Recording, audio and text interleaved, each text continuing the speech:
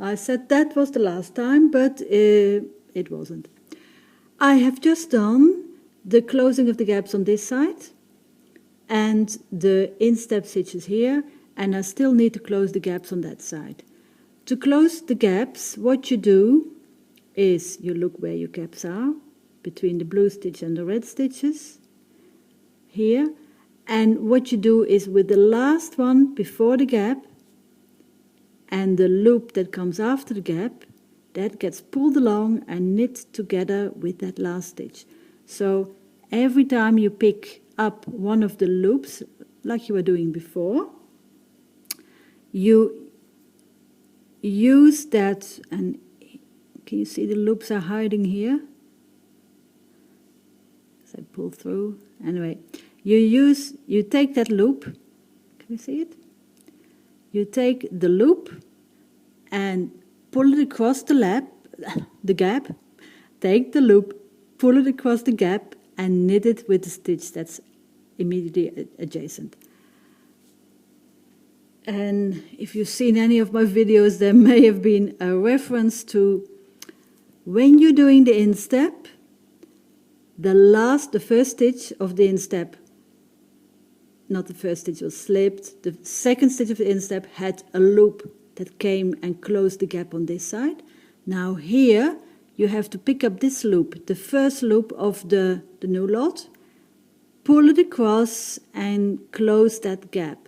Of course I forgot, so I've done that stitch already, and then I slipped my stitch. So what I'm going to do now is borrow an extra needle. Probably don't need to do that. I can pull this loop with my waste yarn. Okay, I'll slip this stitch. I unknit the one I forgot. I'll stick the loop on my needle. At this point I'm not too worried about twisting it. And I will knit these two together, so that's my stitch and my loop. Can we still see it? Yes. I'll knit them together. And then the last one is the column of stitches that need to be slipped. Okay, done. So the first gap is closed. Here's my light yarn. Once I have finished knitting up this hill and I'm leaving my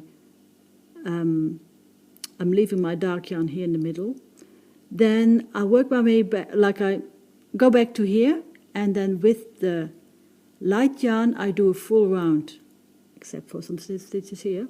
Okay, with the light yarn I do a full round. If you're working on the circular needle, you have to go and slip your stitches back to reach this point. If you're working on double point needles, you just find the right place.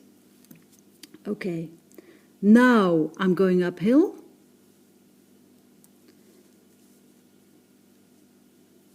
This is the first loop that has been done already, so I'll take it off. Careful that I don't pull it out on the other side, but here's my second loop. It is going to close the gap between these two stitches and these two stitches, so this second loop needs to be knit together with that stitch.